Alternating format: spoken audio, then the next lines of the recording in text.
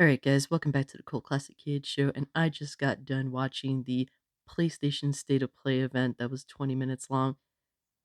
And I'm going to keep this pretty short, but let's preface this event by saying two things.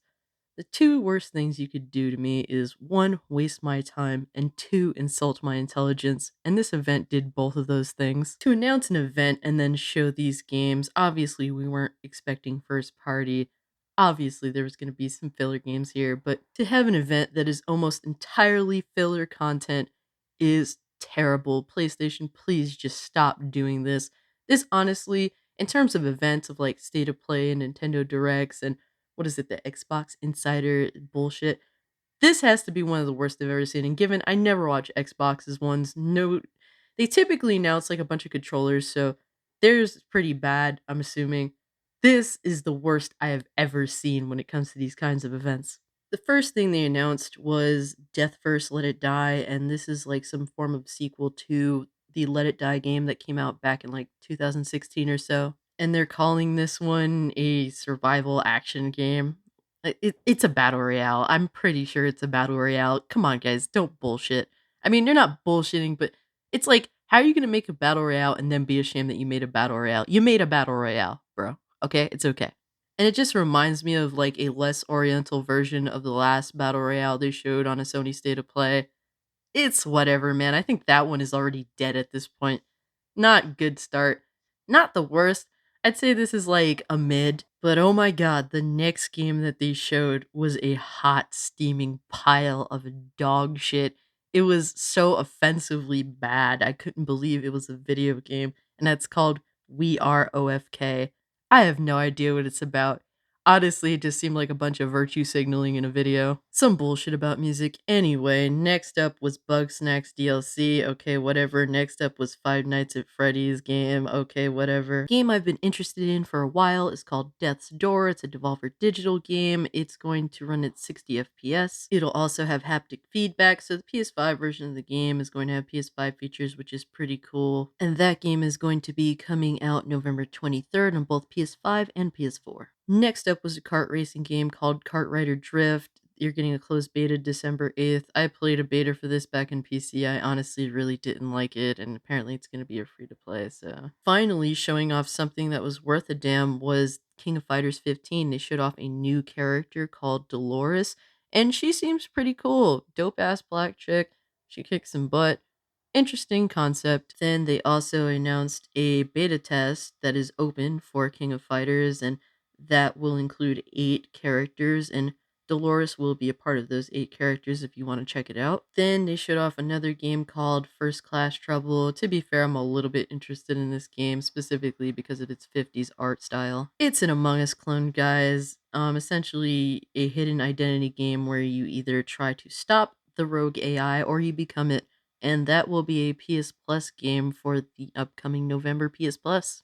The game people obviously found most interesting out of all of these games was Star Ocean: The Divine Forest, and to be fair, it looks kind of interesting, but it's hard to overlook the horrible frame rate that the game was shown off with.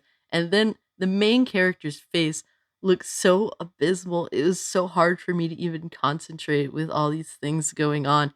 But it is a Star Ocean game. I'm hoping that it will look better when they do show more gameplay and such, but they did show us some gameplay. I could appreciate that for sure. Some early details we get about Star Ocean is a story that changes based on the choices made, where heroes intersect between the two worlds of sci-fi and fantasy, a rich lineup of playable characters, freedom to fly around the environment, three-dimensional traversal and exploration where everything in sight is a field for adventure, the Star Ocean game with the fastest, mightiest action in the series.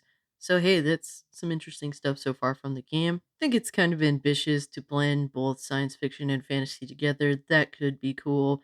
But the game is also cross-gen, so it'll be available on the PS4 and the PS5, and it is coming out in 2022. And they ended this state of play by giving us a closer look at The Little Devil Inside, which is a game I've been pretty interested in. They showed us how the world map looks and essentially how we traverse in this world in general on that map. You can travel on foot, on a horse, or a mule, in vehicles, and also take the train. Basically, your character's like a nomad and he's traveling through this world, and they show the main character showing up at this mansion with his job. Basically, he's there to pick up a mysterious artifact of some sort. Upon entering the mansion, your character is set up, and essentially, you have to fight your way out of the situation that you're put in. Then they also show like some of the areas that you're in, like a snow area, for example.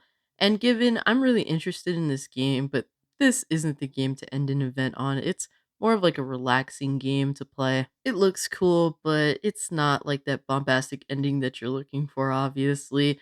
And this entire event was really lackluster. There's just nothing here that really speaks to me and says, oh, this is completely worthy of doing an event. Just upload the goddamn thing to YouTube and get it over with, PlayStation. To actually go out of your way and announce this event, and not even just the day before. They announced it on Friday and the event is Wednesday. Like, bro, at least when Nintendo announces events, it's typically like the day before or 2 days before.